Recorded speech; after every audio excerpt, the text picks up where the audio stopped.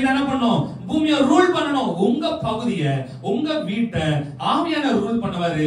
உங்க ஏரியா நீங்க என்ன பண்ணுங்க? நீங்களும் உங்க மனைவி உங்க பிள்ளைங்க என்ன பண்ணுங்க? ரூல் பண்ணுங்க. We have all the authority to execute God's ruling in this nation. கர்த்தருடைய ராஜ்யத்தின் வல்லமை ஆளுகை இந்த பூமியில பிரகடனப்படுத்துவதற்கு, ஆட்சி செய்வதற்கு நமக்கு கர்த்தர் நம்முடைய சகல அதிகாரத்தை கொடுத்திருக்கிறார். ஆமென். அதுதான் இன்றைக்கு நாம பார்க்க போறோம். The message of the cross. சிலுவையின் செய்தி. சிலுவையினால் இயேசு நமக்கு சம்பாதித்து கொடுத்த செய்தி. முதல் செய்தி என்னன்னா, சிலுவையில கர்த்தர் நமக்கு என்ன சம்பாதித்து கொடுத்தார்னா, விசுவாசத்தை சம்பாதித்து கொடுத்தார். வாசிங்க 1 கொரிந்தியர் புத்தகம் 1ஆம் அதிகாரம் 18ஆம் வசனம். 1 கொரிந்தியர் 1ஆம் அதிகாரம் 18ஆம் வசனம். சிலுவையை பற்றிய உபதேசம் கெட்டு போகிறவர்களுக்கு பைத்தியமா இருக்கிறது, ரட்சிக்கப்படுகிற நமக்கோ அது தேவபலனா இருக்கிறது. ஆமென். சிலுவை பற்றிய உபதேசம் கெட்டு போகிறவர்களுக்கு பைத்தியமா இருக்கிறது. இந்த உலகம் சிலுவை குறித்து பேசினீங்கன்னா அந்த உலகம் என்ன சொல்லும்? சிலுவைய கழுத்துல மாட்டிக்கிட்டா போதும் சொல்லும்.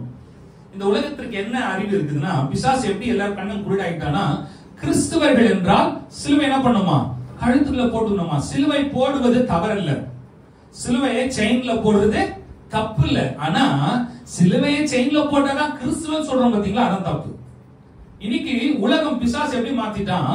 சிலுவையை நீங்கள் கழுத்தில் அணிந்தால் கிறிஸ்தவர்கள் என்று மாத்தி விட்டான்.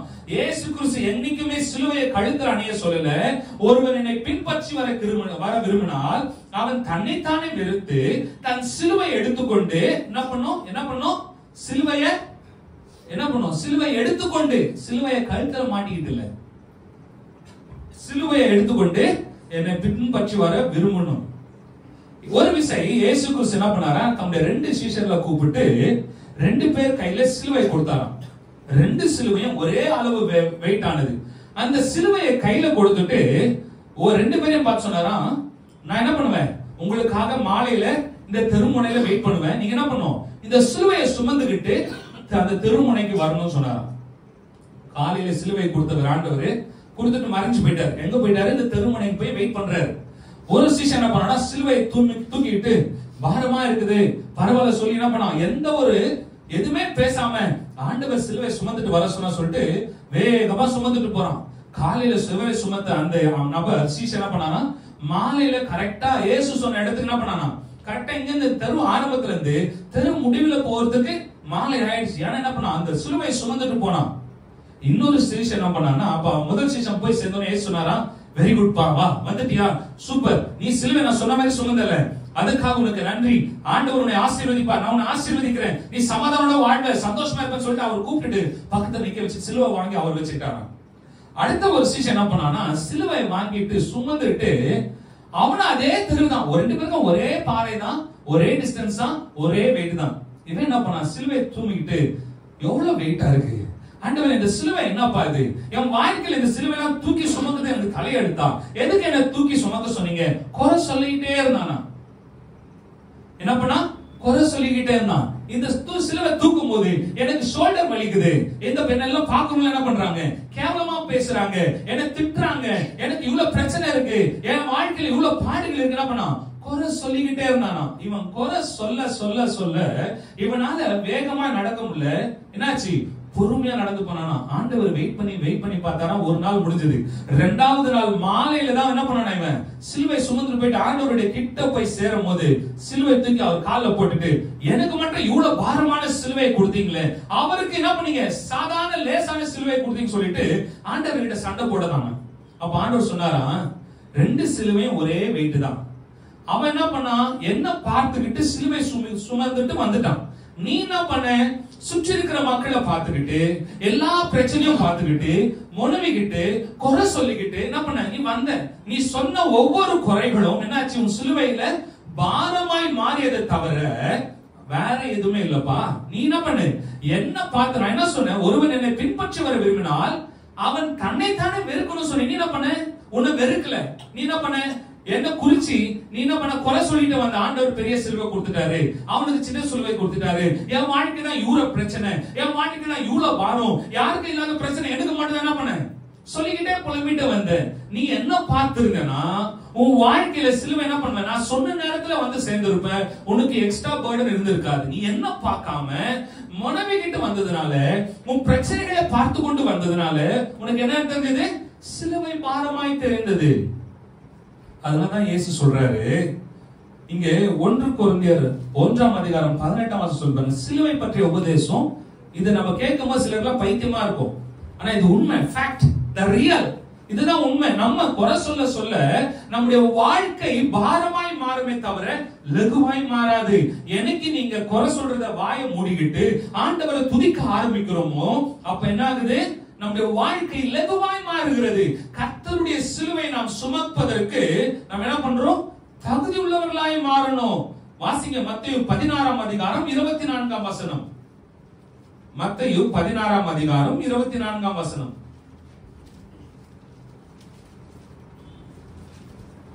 அப்பொழுது இயேசு தம்முடைய சீஷர்களை நோக்கி, இது உலகத்தில் இருக்கிற எல்லாருக்கும் இல்ல, இயேசு தம்முடைய சீஷர்களை நோக்கி, அப்பனா அர்த்தம் ஞானஸ்தானம் எடுத்து சபைக்கு வருகிற நாம் ஒவ்வொருவருக்கும் தான் இந்த வார்த்தை. ஒருவன் என்னை பின்பற்றி வர விரும்பினால், அவர் யாரும் என்ன பண்ணல, கட்டாய புடிச்சு சட்டை புடிச்சு தரத்தாங்க இழுத்து நீ தான் என்ன பின்பற்றி வரணும், இந்த சிலுவை தூக்கி மடியில உடம்புல போடுன்னு சொல்லல, தோல்ல போடுன்னு சொல்லல. என்ன சொல்றாரு, ஒருவன் என்னை பின்பற்றி வர விரும்பினால் அவன் ஃபர்ஸ்ட் குவாலிஃபிகேஷன் என்ன பண்ணுமா, தன்னைத்தான் வெறுக்கணும். இன்னைக்கு குடும்பத்துல சமாதானம் இல்லாத காரணம் தன்னை வெறுக்காததுனாலதான். கணவன் தன்னை வெறுக்கணும், மனைவி தன்னை வெறுக்கணும். இன்னைக்கு எப்படி ஆயிடுச்சு தெரியுங்களா, பிசாசு என்ன பண்றாங்க தெரியுங்களா, மனைவி என்ன பண்ணுவாங்க, கணவனை வெறுப்பாங்க, கணவன் என்ன பண்ணுவாங்க, மனைவியை வெறுப்பாங்க. அப்ப என்ன ஆகுது, இது ரெண்டு பேரும் நடுவுல வெறுப்புல என்ன ஆகுது, வெறுண்டா வெறுப்பா பிள்ளை பிறந்தது. அந்த பிள்ளை என்ன பண்ணுது, அப்பா அம்மா வெறுக்குது, அப்பா அம்மா என்ன பண்றாங்க, பிள்ளை வெறுக்கிறாங்க. ஆக மொத்தத்துல குடும்பம் தன்னை தானே வெறுத்து கொண்டிருக்கிறது. அதனாலதான் இயேசு சொன்னாரு, தனக்கு தானே பிரிந்திருக்கிற எந்த ராஜ்யமும் நிலைத்திருக்காது. நம்ம குடும்பத்துல முதல்ல என்ன பண்ணணும், கணவன் மனைவியை நேசிக்கணும், மனைவி கணவனை நேசிக்கணும், கணவன் மனைவி பிள்ளைகளை நேசிக்கணும், பிள்ளை என்ன பண்ணணும், பெற்றோர்களை நேசிக்கணும். நீங்கள் அனைவரும் சேர்ந்து என்ன பண்ணணும், அனைவரும் சேர்ந்து இயேசுவை நேசிக்க வேண்டும். பிசாசு என்ன பண்ணிட்டான், இந்த கான்செப்ட அப்படியே உடைக்கிறான். எப்படி உடைக்கிறான், ஒருக்கு ஒருவர் விரோதத்தை உண்டு பண்ணுகிறான். கணவனுக்கு மனைவியை பார்த்தா எரிச்சல், மனைவிக்கு கணவனை பார்த்தா எரிச்சல். சிலுவை அங்கே இல்லை, சகிப்பு தன்மை இல்லை.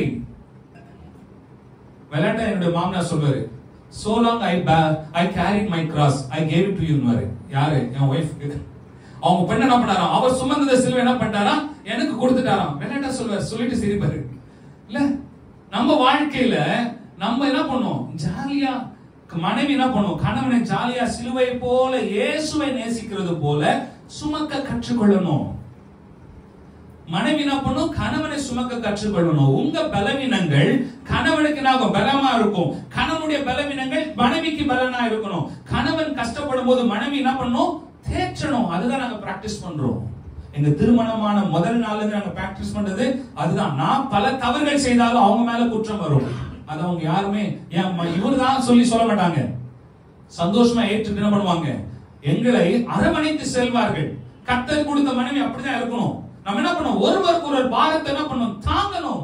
விட்டு கொடுக்க கூடாது. கணவன் மனைவி விட்டு கொடுக்க கூடாது, மனைவி கணவனை விட்டு கொடுக்க கூடாது. கிறிஸ்து சபையை விட்டு கொடுக்கல.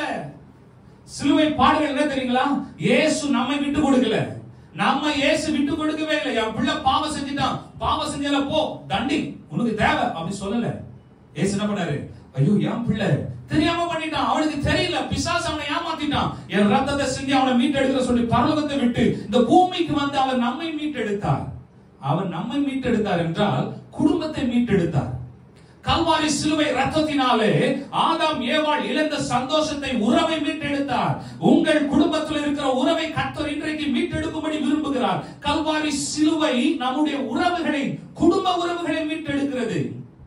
தயவு செய்து உங்களுக்கு சொல்ற ஒரு ஆலோசனை, கர்த்தர் எனக்கு கொடுத்த ஆலோசனை, நான் பின்பற்றுகிற ஆலோசனை, உங்க பிள்ளைகளை உங்க நடுவுல வைக்காதீங்க. கணவன் மனைவி நடுவுல பிள்ளைகளை வைக்காதீங்க. பிள்ளைகளை சைடுல போடுங்க. கணவன் மனைவி ஒன்னா இருங்க. என்னைக்கு பிள்ளைகள் நடுவுல வராங்களோ அன்னைக்கு உங்க ரெண்டு பேர் நடுவுல ஆகும் விரிசல் வரும். ஃபர்ஸ்ட் பிள்ளைங்க வருவாங்க, அப்புறம் என்ன பண்ணுவாங்க, மூணாவது நபர் உள்ளவர் வருவாங்க. கணவன் மனைவி எப்பொழுதும் ஒன்றாய் படுக்கணும், ஒன்றாய் நடக்கணும், ஒன்றாய் வாழணும். இதை நீங்க பிராக்டிஸ் பண்ணீங்கன்னா மூன்றாவது நபர், இரண்டாவது நபர், மூணாவது நபர், நாலாவது நபர், அஞ்சாவது நபர், எந்த நபரும் உங்களுக்குள்ள வர முடியாது. உங்கள் உறவுகளை பாதுகாக்க கர்த்தர் எனக்கு கொடுத்த ஆலோசனை. எனக்கு ஒரு ஊழியக்காரர் சொல்லி கொடுத்தாரு. எனக்கு அவர் தெரியவே தெரியாது. ஒரு ஊழியக்காரர் என்ன சடனா ஒரு மீட்டிங்ல பார்க்கும்போது சொன்னாரு, நீ என்ன பண்ணு, உன் மனைவி இடையே, உனக்கும் மனைவி இடையே யாரும் மூணாவது நபர் இரண்டாவது நபர் உள்ள வாழ விடாது. நீ என்ன பண்ணு, ஒன்னா படு, ஒன்னா வேலை செய், ஒன்னா நடங்க, எங்க போனாலும் ஒன்னா இருங்க. அப்போ பிசாசு உங்களை பார்த்து என்ன பண்ணுவானா, நடுங்குவானா. பிரிவினை வந்தால் பிசாசுக்கு சந்தோஷம். ஏனென்றால் அந்த பிரிவினை இருக்கிற இடத்துல தேவனுடைய ராஜ்யம் எஸ்டாப்லிஷ் பண்ணப்படாது. தேவனுடைய ராஜ்யம் ஆகாது, விரிவடையாது. அங்க தேவ ஆளுகை இருக்காது. நீங்க ஒன்னா இருந்தீங்கன்னா, கணவன் மனைவி இடையே ஒருமை இருந்ததுனால் உங்கள் குடும்பத்துல என்ன இருக்கும், தேவனுடைய ஆளுகை இருக்கும். உங்கள் பிள்ளைகள் மத்தியில தேவனுடைய ஆளுகை இருக்கும். உங்களை பார்க்கிற நம்ம பிள்ளைங்க எப்படி பண்ணுவாங்க தெரியுங்களா, அதை அவங்க ஃபாலோ பண்ணுவாங்க. அதே போல கணவன் மனைவியுடைய பிள்ளைகள் அப்பாவை பற்றி தாய் கிட்ட வந்து சொல்லும் போது கேட்காதீங்க. அதே போல தகப்பன் அம்மாவை குறித்து பிள்ளை வந்து சொல்லும் போது கேட்காதீங்க. ஏன்னா இயேசு கிறிஸ்துவிட்ட பிசாசு போயிட்டு இப்படியா சொல்றான், அவன் இந்த தப்பு பண்ணா குற்றப்படுத்துகிறவன் யாரு, பிசாசு. நீங்க யோபு புத்தகம் வாசித்து பாத்தீங்கன்னா பிசாசு யோபை குறித்து குற்றப்படுத்துகிறான். அப்ப ஆண்டவரை கூப்பிட்டு சொல்றாரு, யோபை பாத்தியாப்பா, அவன் எவ்வளவு பெஸ்ட் பாத்தியா, உலகத்துல அவனை போல உத்தமன் இல்ல, அவனை போல யாரும் நீதிமான் இல்ல, பொல்லாப்புக்கு தேவனுக்கு பயந்து பொல்லாப்புக்கு விலகிற மனுஷன் யோபு போல இல்ல. பிசாசு சும்மாவே இல்ல, அவனா சொல்றான், குற்றப்படுத்துறான். அவன் சும்மாவா உங்களோடு இருக்கிறான், சும்மாவா உங்களுக்கு உண்மையா இருக்கிறான், அவனை வேலை அடைக்கலையா? அப்போ நம்ம ஆண்டவரோடு இருக்கும் பொழுது நம் குடும்பம் என்ன பண்ணப்படுகிறது, வேலி அடைக்கப்படுகிறது. எந்த குடும்பம் வேலி அடைக்கப்படுதோ கர்த்தரால அந்த குடும்பம் பிரிக்க முடியாது. நீங்க வேலி அடைக்கப்படலனா உங்க குடும்பம் என்ன பண்ணப்படும், பிரிக்கப்படும். இன்றைக்கு கர்த்தர் நம்மோடு பேசுகிற வார்த்தை, சிலுவையினாலே இயேசு குடும்பத்தின் ஆசீர்வாதத்தை சம்பாதித்து கொடுத்தார். நான் பிரிப்பேர் பண்ண மெசேஜ் இது இல்ல, நான் ஆவியானவர் பேச சொல்லுகிற வார்த்தை இது. நாம் குடும்பங்களுக்கு இடையே தவறான உறவு, தவறான எண்ணங்கள் ஏற்படுவதற்கான காரணம் கணவன் மனைவியுடைய உறவு சரியா இல்லாததுனால தேவையற்ற காரியங்கள், சந்தேகம், எரிச்சல், கோபம். ஃபர்ஸ்ட் பிசாசு என்ன பண்ணுவானா, எரிச்சலை கொண்டு வருவான். யார் மேல, நம்ம பரிசுத்தமா இருக்கிற மாதிரி நம்மளை கொண்டு வந்து, அது கணவனா இருக்கலாம், மனைவியா இருக்கலாம். அடுத்த ஆப்போசிட் செக்ஸ் மேல என்ன பண்ணுவான், ஆப்போசிட் நபர் பாலினத்தின் மேல எரிச்சலை கொண்டு வருவான். அப்ப நம்ம தெரிஞ்சுக்கணும், எரிச்சல் இயேசு கிறிஸ்து கொடுக்கிறது அல்ல. சில வேளைகளை பிள்ளைங்க என்ன பண்ணுவாங்க, பெற்றோர் மேல எரிஞ்சு விழுவாங்க. அவங்க எரிஞ்சு விழுறதுக்கு ரைட்ஸே கிடையாது. பிள்ளைகளுக்கு பெற்றோர் மேல எரிச்சல் ஆகிறதுக்கு, கோபப்படுறதுக்கு ரைட்ஸே கிடையாது. அப்படி கோபப்பட்டானா உடனே நீங்க நினைச்சீங்க உங்களுக்குள்ள பிசாசு வந்துட்டான். என்ன வந்துட்டான், பிசாசு உங்க மைண்ட புடிச்சுனா உடனே சொல்லுங்க, இயேசுவின் நாமத்தினால எனக்குள்ள எரிச்சலை கொண்டு வருகிற ஆவிய பிசாசை வெளியே போ. இயேசு கிறிஸ்து பேதுருவை பார்த்து அதட்டினார். பேதுரு என்ன பண்ணா, இயேசுவே இது உமக்கு நேரிட கூடாதுன்னு கண்டிக்கவும் கடிந்து கொள்ளவும் தொடங்கினான். அப்ப இயேசு என்ன சொன்னாரு, அப்பாலே போ சாத்தானே. நீங்கள் உங்க வாழ்க்கையில பிரச்சனைகள் வரும்போது என்ன பண்ணுங்க, கணவன் பார்த்து மனைவி பார்த்து சொல்லாதீங்க, பிசாசை பார்த்து சொல்லுங்க, அப்பாலே போ சாத்தானே. எனக்குள்ளே கணவனுக்குள்ள மனைவிக்குள்ள பிரச்சனை உண்டு பண்ணுகிறேன், பிள்ளைகளுக்குள்ள பிரச்சனை உண்டு பண்ணுகிறேன், இயேசுவின் நாமத்தினால என் குடும்பத்தை விட்டு வெளியே போ. பரிசுத்த ஆவியானவரே என் குடும்பத்தை வேலை அடைக்கிறேன், என் குடும்பத்துக்குள்ள நீங்க இருங்க சொல்லி பாருங்க.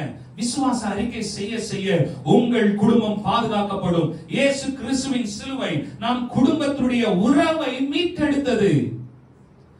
பாவம் எங்க வந்து தெரியுங்களா, ஆதாமும் ஏவாளும் தேவ பிரசனத்துல இருக்கிற வரைக்கும் பாவம் இல்ல. என்னைக்கு பிரிஞ்சு போனாங்களோ, பிரிந்து செயல்படும் பொழுது பாவம் உள்ளே நுழைந்தது. நாமும் கணவன் மனைவி பிரிந்து செயல்படும் போது பாவம் உள்ள நுழையும். என் பணம் உன் பணம், என் காசு உன் காசு, என் பிள்ளை உன் பிள்ளை. தயவு செய்து இது இன்றைக்கு உங்களுக்குள்ள இருக்குமானால் இப்பொழுது பலிபீடத்துல வையுங்கள். இயேசுவின் நாமத்தில் ஆண்டவரே எனக்குள்ள இருக்கிற ஆண்டவரே அப்பா, என்னுடைய சுயத்தின் உணர்வுகளை என்ன பண்றேன், பலிபீடத்துல வைக்கிறேன். என் காசு உன் காசு இல்ல, என் பிள்ளை உன் பிள்ளை இல்ல, இது கர்த்தர் கொடுத்த காசு, கர்த்தர் கொடுத்த பிள்ளை, நம்ம பிள்ளை, நம்ம பணம், நம்ம ஆசீர்வாதம் என்று நீங்கள் சொல்ல ஆரம்பிக்கிறீர்களோ, கர்த்தர் அதை ஆசீர்வதிப்பார். கர்த்தர் அதை ஆசீர்வதிக்கிறார், அதை விரும்புகிறார். குடும்பங்கள் இணைந்திருப்பதை கர்த்தர் விரும்புகிறார். அப்போ இயேசு சொன்னார், நீங்க என்ன பண்ணுமா, உங்களை வெறுத்து சிலுவையை சுமக்க வேண்டும். நம்ம வெறுக்கிறதுனா என்னன்னா, நம்மள எனக்கு பிடிக்காம வாழ்றது இல்ல, நம்மளை நேசிக்கணும். அப்போ எப்படி நேசிக்கணும்னா, கிறிஸ்து சபையை நேசிக்கிறது போல நம்ம என்ன பண்ணுமா, நாம் ஒருவரை ஒருவர் நேசிக்க வேண்டும். இதான் எபேசியர்ல வாசிக்கிறோம். சபைக்கு தலை யாரு, கிறிஸ்து. குடும்பத்துக்கு தலை யாரு, கணவன். அதனாலதான் ஆண்டவர் அந்த உறவை கொண்டு வருகிறார். கிறிஸ்து சபையை நேசிக்கிறது போல கணவன் உங்கள் மனைவியை நேசிங்கள். சபை கிறிஸ்துவுக்கு கீழ்ப்படுகிறது போல மனைவிகளே உங்கள் சொந்த புருஷனுக்கு என்ன பண்ணுங்க? கீழ்ப்படிங்க. அதான் ஒரு ஊழியக்காரர் சொன்னாரு, அடுத்தவங்க புருஷனுக்கெல்லாம் கீழ்ப்படிவாங்க, சொந்த புருஷனுக்கு கீழ்ப்படிய மாட்டாங்க. அதே போல அவரே சொன்னாரு, அடுத்தவங்க பொண்டாட்டியெல்லாம் நேசிப்பாங்க, சிரிச்சு பேசுவாங்க, சொந்த பொண்டாட்டியை பார்த்தா எரிஞ்சு விழுவாங்க. இது நமக்குள்ள என்ன பண்ணக்கூடாது? இருக்கக்கூடாது. நம்மளாம் யாரு? கிறிஸ்தவர்கள். நம்ம யாரு? கிறிஸ்தவர்கள். நம்ம யாரு? சத்தமா சொல்லுங்க. யாரு? சத்தமா சொல்லுங்க. கிறிஸ்தவர்கள். பிள்ளைகளும் கிறிஸ்தவர்கள் தான், கணவன் மனைவியும் கிறிஸ்தவர்கள் தான், பெற்றோர்களும் கிறிஸ்தவர்கள் தான். அப்ப நம்ம யாரு? கிறிஸ்தவர்கள் என்றால் கிறிஸ்துவை நம்ம என்ன பண்ணிருக்கோமா? அணிஞ்சு இருக்கிறோம். நம்ம ட்ரெஸ் போட்டுக்கிற மாதிரி நம்ம என்ன பண்றோம்? இயேசுவை நம்ம அணிந்து கொண்டு இருக்கிறோம். அப்போ நடந்து போகும்போது யார் நடந்து போறா? இயேசு நடந்து போறாரு. உங்க அந்த விசுவாசம் உங்களுக்குள்ள இருக்கணும். நான் நடந்தா இயேசு நடக்கிறார், நான் பார்த்தா யார் பார்க்கிறா? இயேசு பார்க்கிறாரு. அப்ப நீங்க என்ன பண்ணணும்? நான் பார்க்கும்போது இயேசு பார்க்கிறாரு. இயேசு மொபைல்ல திருட்டுத்தனமா எதனா பாப்பாரான்னு என்ன பண்ணணும்? கேள்வி கேட்டுக்கணும். பிள்ளைங்க மொபைல்ல தேவையில்லாத கேம்ஸ்ல என்ன பண்ணக்கூடாது? விளையாடக்கூடாது. இயேசு வீடியோ கேம்ஸ் விளையாடுவாரா? யூடியூப்ல போயிட்டு இயேசு சீரியல் பாப்பாரா? நம்ம கேள்வி கேட்டுக்கணும். அப்ப இயேசு பார்க்க மாட்டார்னா நான் பார்க்க மாட்டேன். என் கண்ணு என்னது? இயேசுவின் கண். என் கண் எல்லாருடைய கண் இயேசுவின் கண். நாம் இதை இயேசுவுக்கு ஒப்பு கொடுத்த பிறகு என்ன பண்ணணும்? இந்த உலகத்துக்குரிய காரியங்களுக்கு நாம் என்ன பண்ணக்கூடாது? ஒப்பு கொடுக்க கூடாது. உலகத்துடைய காரியங்களிலே நாம் என்ன பண்ணக்கூடாது? இணைந்து செயல்படக்கூடாது. அப்போ முதலாவது நம்மை வெறுப்பது என்பது இயேசுவை நேசிப்பதாகும். இயேசுவை நேசிக்கணும். இயேசுவை நேசிக்கிறவர்கள் தேவனுடைய கட்டளைகளுக்கு என்ன பண்ணுவாங்க? கீழ்ப்படிவாங்க. கர்த்தருடைய கட்டளை என்னது? அவருடைய வேதத்தை இரவும் பகலும் வாசிச்சு அதன் பிரகாரம் அதை என்ன பண்ணுவோம்? பிராக்டிஸ் பண்ணோமா? நம்ம என்ன பண்ணுவோம்? நிறைய பேருக்கு தெரியும், ஸ்கூல் படிக்கும் போது காலேஜ் படிக்கும் என்ன பண்ணுவாங்க? ஸ்கிட் டிராமா போட்டாங்கன்னா அது என்ன பண்ணுவாங்க? ஒரு 2 மாசம் 1 மாசம் என்ன பண்ணுவாங்க? அந்த டயலாக் எல்லாம் படிச்சு பிராக்டிஸ் பண்ணுவாங்க. தனி ரூம்ல என்ன பண்ணுவாங்க? பிராக்டிஸ் பண்ணுவாங்க. வீட்ல இருக்கும்போது பேசிட்டே இருப்பாங்க. அப்பதான் என்ன பண்ண முடியும்? காலேஜ் அந்த கிராண்ட் ஃபங்க்ஷன் வரும்போது என்ன பண்ண முடியும்? அதே மாதிரி பேச முடியும். கிறிஸ்தவ வாழ்க்கை எக்ஸாக்ட்லி இது போலதான். நீங்க உங்க தனி அறையில வசனத்தை படிச்சுட்டு துன்மார்க்கருடைய ஆலோசனை இடவாமலும் பாவிகள் வழியில் இல்லாமலும் பரியாசக்கார உட்காரும் இடத்துல உட்காராமலும் நான் நிக்க மாட்டேன் ஆண்டவரே, உட்கார மாட்டேன், நடக்க மாட்டேன், உங்க சமூகத்துல இரவு பகல் என்ன பண்ணுவேன்? உங்க வேதத்தை தியானமா இருப்பேன். ஆண்டவரே 119 சங்கீதம் 105 வசனம், உங்க வேதம் என் கால்களுக்கு என்னவா இருக்கு? தீபமா இருக்கு. அப்படியே ஆக்ஷன் பண்ணி பிராக்டிஸ் பண்ணி பாருங்க. வசனம் எல்லாம் உங்களுக்குள்ள அப்படியே மனப்பாடம் ஆயிடும். சங்கீதம் 19 சங்கீதம் 14 வசனம், ஆண்டவரே என் வாயின் வார்த்தைகளும் உமது ஆண்டவரே இருதயத்தின் தியானம் உங்க சமூகத்துல பிரியமா இருக்கட்டும். சொல்லுங்க, நான் யோசிக்கிற யோசனைகள், ஆண்டவரே நான் பேசுற பேச்சு எல்லாம் உங்களுக்கு பிரியமா இருக்கணும். ஆண்டவரே இயேசு இதுதான் சிலுவையில சம்பாதித்து கொடுத்தாரு. இது வரும்பொழுது என்னாகும்? ஆசீர்வாதம் தன்னால வரும். நீங்க மத்தேயு 6 அதிகாரம் கடைசி வசனத்தை எடுத்துக்கொள்ளுங்க. மத்தேயு 6 அதிகாரம்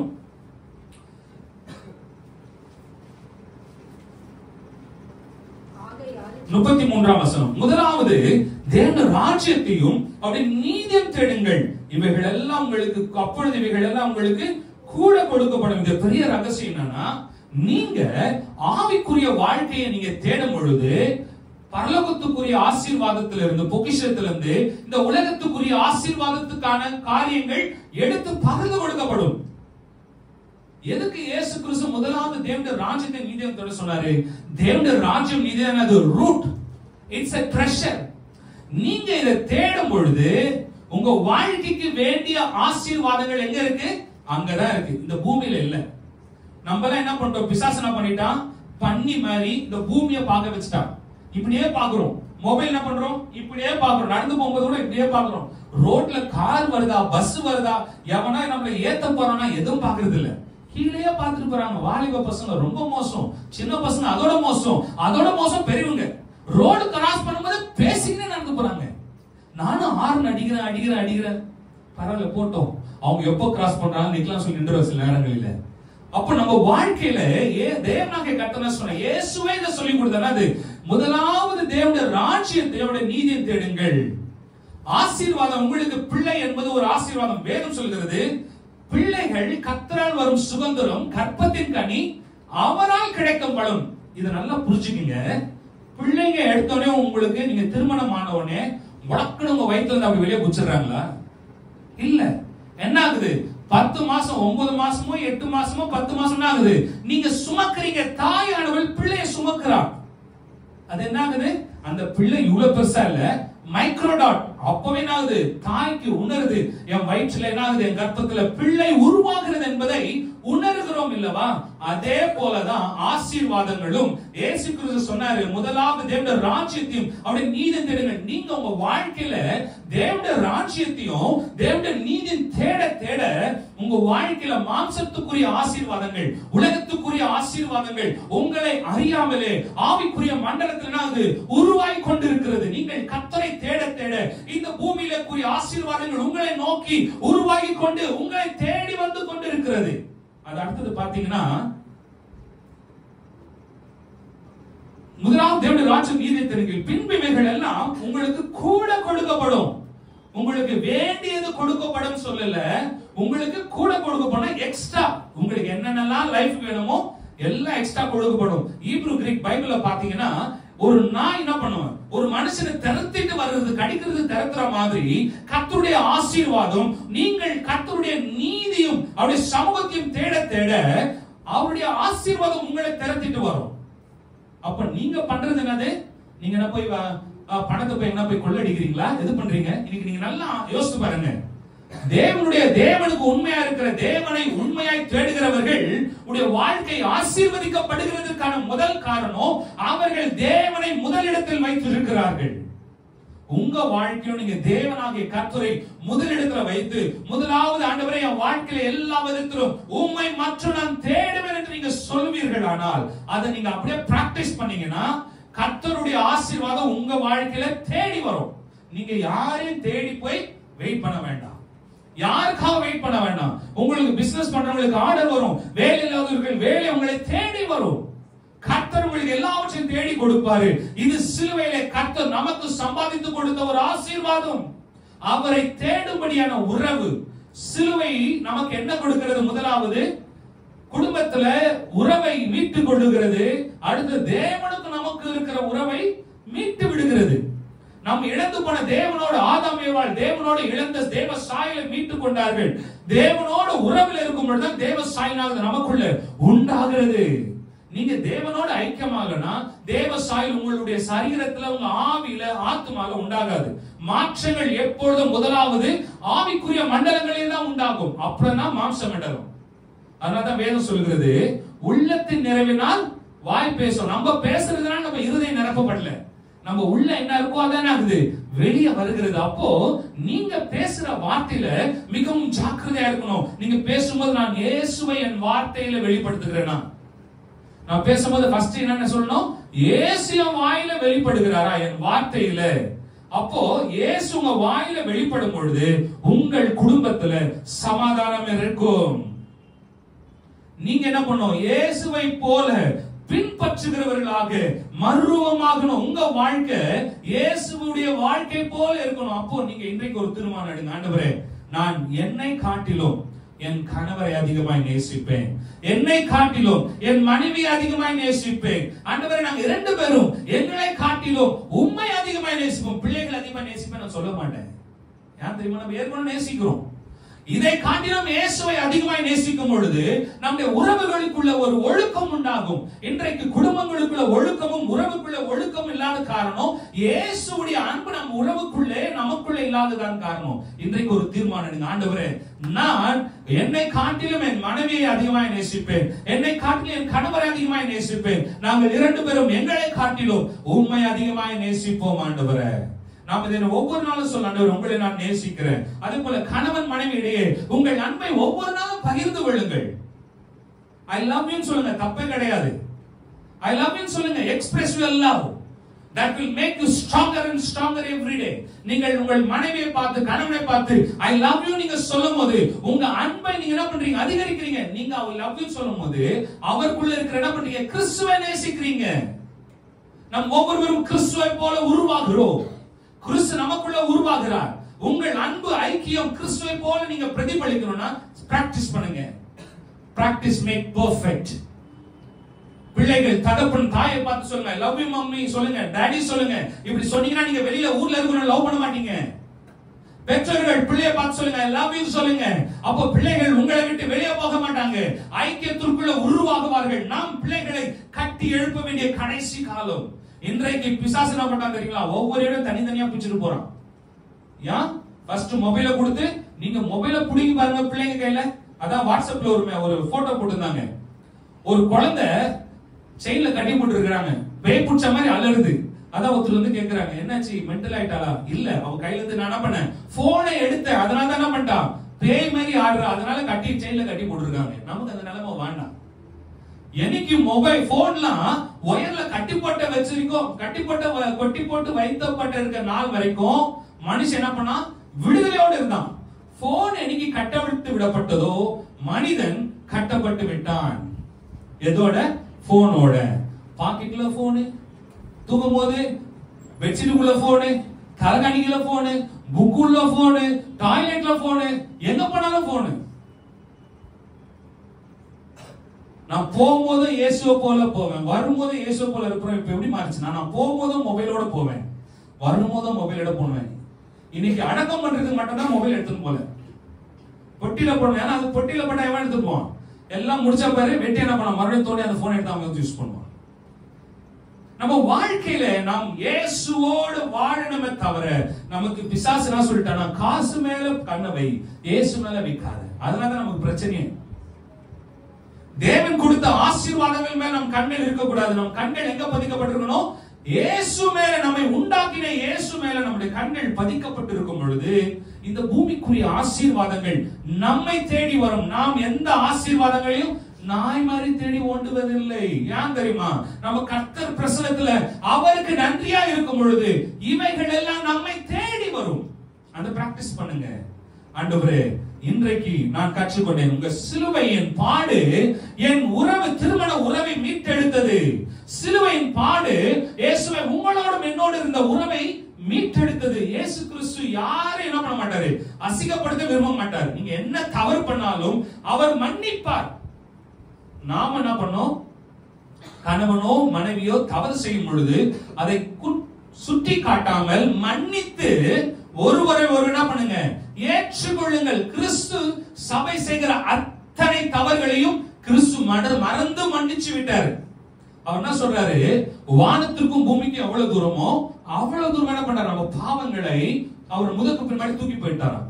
யாராவது வானத்துக்கும் பூமிக்கும் மெஷர்மெண்ட் பண்ண முடியுமா? இன்ன வரைக்கும் டெக்னாலஜி இந்த அளவுக்கு உயர்ந்திருக்கு, ஒரு சயின்டிஸ்ட் கூட ஹெவனுக்கும் எர்த்துக்கும் மெஷர்மெண்ட் பண்ணவே முடியல. அந்த அளவிற்கு அகலம் ஆழம் உயரமான அன்பு கொண்டவர் இயேசு கிறிஸ்துவின் அன்பு. அவர் அன்பு நம் பாவத்தை ஒரு நாளும் குற்றப்படுத்தாது. அவர் நம் பாவத்தை மன்னிக்கிற தேவன். நாமும் ஒருவருடைய பாவங்களை, குற்றங்களை மன்னித்து கிறிஸ்து நம்மை நேசிப்பது போல நாம் ஒருவரை ஒருவர் நேசிக்க கடவோம். சிலுவையின் பாடுகள் ஆதாம் ஏவாள் இழந்த உறவை, தேவனோடு இருந்த உறவை மீட்டது. அவர்களுக்கு இடையே இருந்த உறவையும் மீட்டெடுத்தது. நீங்க நல்லா வசனத்தை பொறுமையா யோசித்து பாத்தீங்கன்னா, ஏவாள் தான் அந்த கனியை பறிச்சு சாப்பிடுறான். உடனே ஆதாம் சொல்றாரு, ஆதாம் ஏவாள் கொடுத்தனியா இவனும் ஆதாமும் சாப்பிட்டாரு. அதுக்கப்புறம் என்ன பண்றாரு, இயேசு கிறிஸ்து தேவனாகிய கர்த்தர் தோட்டத்துல வரும்போது இவர் சொல்றாரு, ஆதாமே ஆதாமே எங்க இருக்கிற? இவர் சொல்ல வேண்டியது, ஆண்டவரே நான் வந்து கனியை சாப்பிட்டுட்டேன் தெரியாம, நீங்க வானான்னு சொன்ன பழத்தை சாப்பிட்டுட்டேன், அதனால நான் நிர்வாணம் ஆயிட்டேன்னு சொல்லிருக்கலாம்ல. நீர் எனக்கு கொடுத்த மனைவி தானே பண்ணா, ஸ்திரீ தானே பண்ணா, இந்த கனியை புசிக்கும்படி கொடுத்தால். நல்லா புரிஞ்சுங்க, நீங்க தேவ பிரசன்னத்துல தேவ சமூகத்துல வாழும் பொழுது ஒருவரை ஒருவர் குற்றம் சாட்ட மாட்டீர்கள். நீங்க என்னைக்கு தேவ சமூகத்தை, தேவ அன்பை விட்டு விலகி போறீங்களோ, அப்போ பிசாசுடைய எரிச்சலின் அன்பினாகும். எரிச்சல் உங்க அன்பை தணிச்சு எரிச்சல் கோபத்தை கொண்டு வந்து குற்றம் சாட்டும். அப்போ உங்களுக்குள்ள இன்னைக்கு ஒரு தீர்மானம் எடுங்க, எனக்குள்ள எப்போதெல்லாம் குற்றம் சாட்டுகிற எரிச்சல் வருதோ அது தேவனிடத்துல வந்ததில்ல, என் மாம்சத்துல வந்ததில்ல, பிசாசு உள்ள விதை போடுறான். அப்போ என்ன சொல்றேன், இயேசுவின் நாமத்தினால என் மாம்சத்தையும் அதன் ஆசை இச்சைகளையும் சிலுவையில் அறைகிறேன். கலாத்தியர் 5:24. கிறிஸ்துடையவர்கள் தங்கள் மாம்சத்தையும் அதன் ஆசை இச்சைகளையும் என்ன பண்றாங்க, சிலுவையில் அறைஞ்சிருக்கிறாங்க. கோபப்படுறது மாம்சத்தின் இச்சைகள்.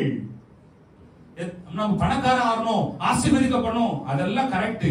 அதுவும் பாவம் தான். கர்த்தர் தரும் ஐஸ்வர்யத்தை தரும், அதோட வேதனை கூட்ட மாட்டார். கர்த்தர் நாம் நல்லா இருக்கணும் தான் விரும்புகிறார். நம்ம என்ன பண்ண கூடாது, ஆண்டவருக்கு மேல, ஆண்டவர் கொடுக்கிற ஆசீர்வாதத்துக்கு மேல என்ன பண்ண கூடாது, ஆசீர்வாதத்தை தேடி தேடி ஓடக்கூடாது. ஆசீர்வாதம் நம்ம வாழ்க்கையில வேண்டியவைகள் நிரம்பி வழியும். நம்ம செய்ய வேண்டியது தேவ பிரசன்னத்தை வாஞ்சிக்க ஆசீர்வாதங்கள் நிரம்பி வழியும். அப்போ நம்ம நல்லா புரிஞ்சுக்கணும், குற்றப்படுத்துவது தேவனுடைய குணாதிசயம் அல்ல, பிசாசுடைய குணாதிசயம். என்றைக்கு உங்களுக்குள்ள வருது, அப்பவே இயேசுவின் நாமத்தினாலே குற்றத்தின் ஆவிகளை கடிந்து கொள்கிறேன் என்று நாம் கட்டளையிட வேண்டும். சோ கிறிஸ்துவுக்குள்ள நம்ம என்ன பண்ணணும், சிலுவையில் அறையப்படணும். கிறிஸ்துவுக்குள்ள சிலுவையில் அறையப்படணும். சோ இன்றைக்கு ஒரு தீர்மானம் எடுப்போம். சிலுவை பாடுகள் நமக்கு கிறிஸ்துவனுடைய உள்ள ஐக்கியத்தையும் நம் குடும்பத்தின் ஐக்கியத்தை என்ன பண்ணுச்சு, மீட்டெடுத்தது.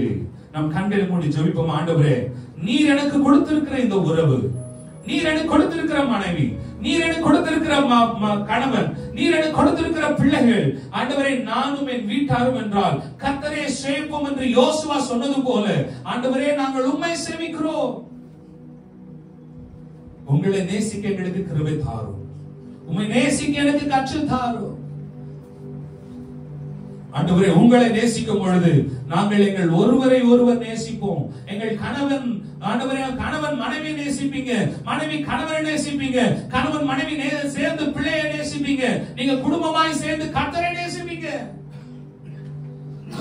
ஆண்டவரே, எங்கள் உம்மை நேசிக்க கற்று தாரும், உம்மை நேசிக்க கற்று தாரும், உம்மை நேசிக்க கற்று தாரும்.